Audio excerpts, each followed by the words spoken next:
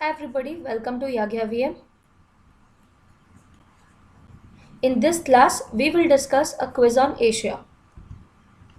So the first question is, Myanmar does not share boundary with which country? China, Malaysia, Thailand and Laos. इनमें से कौन से country के साथ Myanmar boundary को शेयर नहीं करेगा? आई होप आपने आंसर सोच लिया होगा. The correct answer is Malaysia. तो यहाँ आप देख सकते हो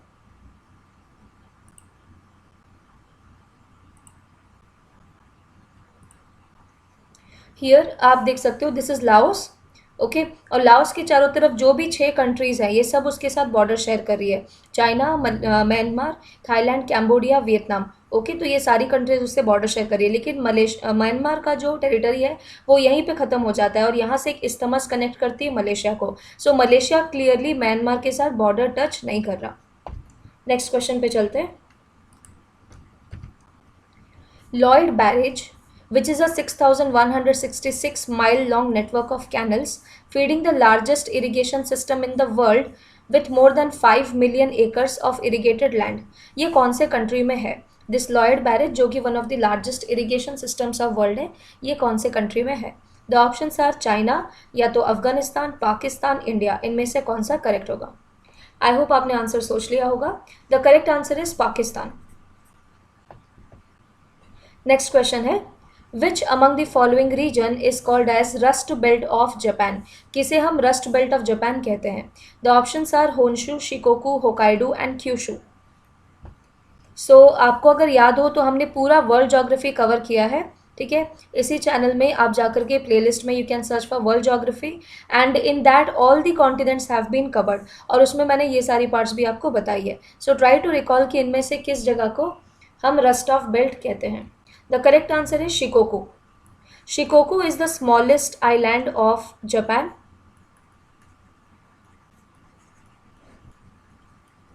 एंड फिर उसे हम कहते हैं rust belt. So what is rust belt basically? ये जो टर्म है rust belt, it comes from USA. USA में ग्रेट लेक्स जो एरिया है, ठीक है, द ग्रेट लेक्स जो 5 लेक्स है, ठीक है, जिसे हम कहते हैं ग्रेट लेक्स, तो उस एरिया में पहले इंडस्ट्रियलाइजेशन काफ़ी बढ़ी हुई थी. ग्रेजुअली उसमें इंडस्ट्रियलाइजेशन में शार्प डिक्लाइन देखा गया, तो उसको कहा जाने लगा रस्ट बेल्ट. और चाइना में जो शिकोकू आइलैंड है इसकी भी वही अवस्था थी. So rust belt is an informal term of a region in United States that has been experiencing industrial decline starting around 1980. It is made up of the Great Lakes Megapolis.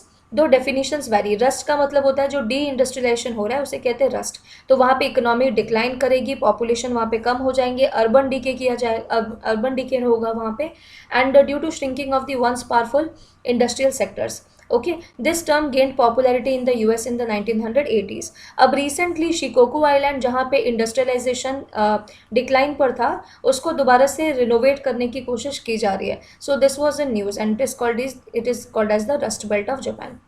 The manufacturing belt is called as the Rust Belt in the later decades of 20th century because the word that describes deterioration of iron in the rust was an appropriate name given to this region. Next question है, Mogao caves, also known as the caves of the thousand Buddhas, are located in which of the following countries? Mogao caves इनमें से कौन से country में है? China, Pakistan, Bhutan, Cambodia. आई hope आपने answer सोच लिया होगा. आप वीडियो को पॉज करके इसका आंसर सोच सकते हैं. The answer is China. Next question है, which among the following countries has the largest share of global mangrove areas? सबसे ज़्यादा मैनग्रोव इनमें से किस कंट्री में होगी? Myanmar, China, Indonesia and India. So the correct answer is Indonesia. Basically दुनिया भर में बहुत सारे मैनग्रोव्स पाए जाते हैं. इंडिया में भी काफ़ी सारे मैनग्रोव्स हैं जिसमें Sundarban mangroves is the largest mangroves. And Indonesia में दुनिया के सबसे ज़्यादा मैनग्रोव्स पाए जाते हैं, 21% of the global mangroves. Then Brazil में 9%, ऑस्ट्रेलिया में 7%, मेक्सिको में 5% और नाइजीरिया में 5% मैनग्रोव्स पाए जाते हैं. So Indonesia will be the answer. Next question is, Anatolia is a part of which of the following? Georgia, Turkey, Armenia, France. इनमें से किस कंट्री का पार्ट है एनाटोलिया? आई होप आपने आंसर सोच लिया होगा. The correct answer is Turkey. So Turkey में आपको एनाटोलियन प्लेटू मिलेगा. You will find the Anatolian plateau in Turkey. Next question है, which mountain separates Asia from Europe in the west? West की तरफ एशिया को यूरोप से कौन separate करता है? The options are Ural mountain, Caucasus mountain, Mount Fuji, Andes mountain. I hope आपने answer सोच लिया होगा। The correct answer is Ural mountains. As you can see in this diagram, this is Russia, और Russia का आधा part जो है वो यूरोप में है और आधा पार्ट जो है वो एशिया में है। तो ये जो पार्ट है एशिया और यूरोप को डिवाइड करती हुई, this is called as the Ural mountains. Okay, so the Asia and Europe are divided in the west by the Ural mountains. Next one, the territories of which of the following countries does not touch the Dead Sea? इनमें से कौन सी countries dead सी को touch नहीं करती? Uzbekistan, West Bank, Israel and Jordan. I hope आपने answer सोच लिया होगा। The correct answer is Uzbekistan. So see here, this is very very important. This is your Israel, ये आपका इजराइल है, यहाँ पे है जॉर्डन और यहाँ पे है सीरिया। ओके, सो इजराइल और जॉर्डन के बीच में यहाँ आता है dead C.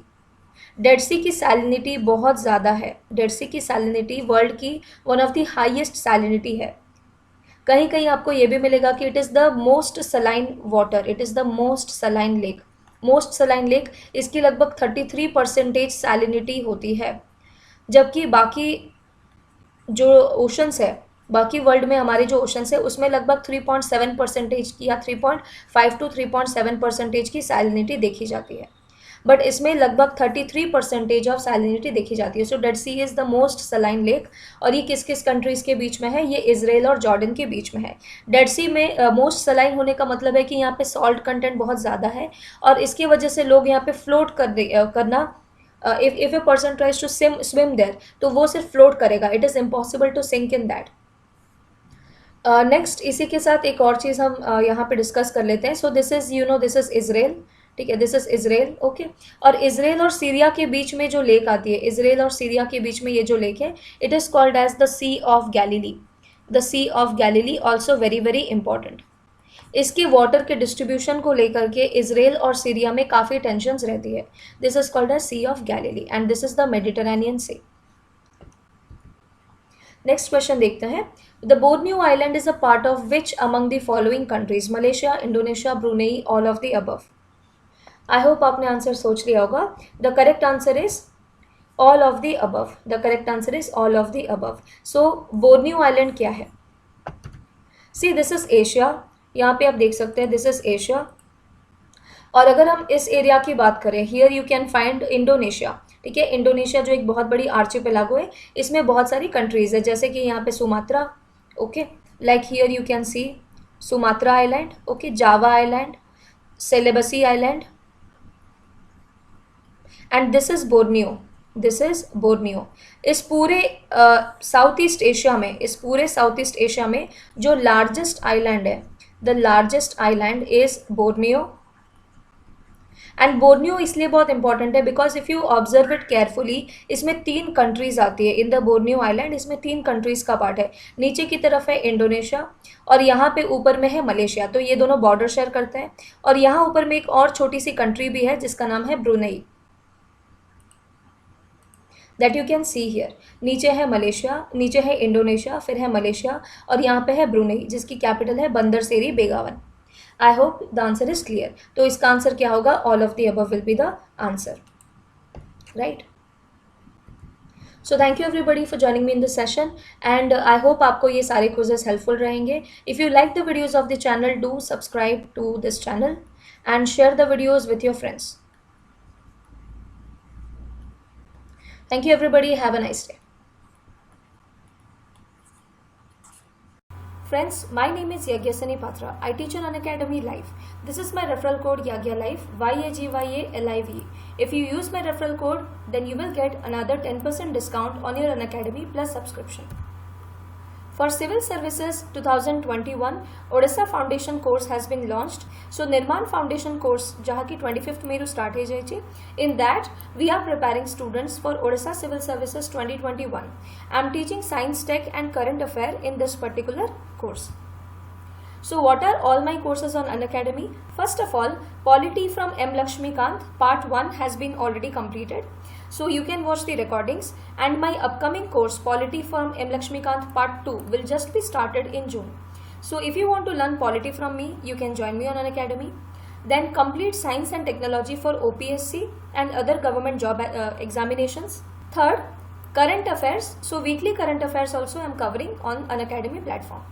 This is my referral code YAGYA9, and alternatively you can also use my referral code YAGYALIVE YAGYALIVE for getting additional 10% discount. So आपण a referral code को भी use करी परिबे, and you can also use this referral code to get an additional 10% discount. These are my courses, so if you want to learn from me, you can join me on Unacademy Plus platform. The payment pattern is for 6 months it is 5,600, for 12 months it is 7,000 rupees, for 24 months it is 8,400 rupees. So you will get training not only for one exam but for many, okay, under this single platform of Unacademy. In this fee structure, you will get additional 10% if you use my referral code YAGYA9 YAGYA9, or if you use my referral code YAGYALIVE YAGYALIVE, okay, to get additional 10% discount. Apart from that, there is no cost EMI option available for 6 months, 12 months and 24 months on your subscription. Finally, optimism is the faith that leads to achievement. Thank you so much for watching. Have a nice day, and let's crack it.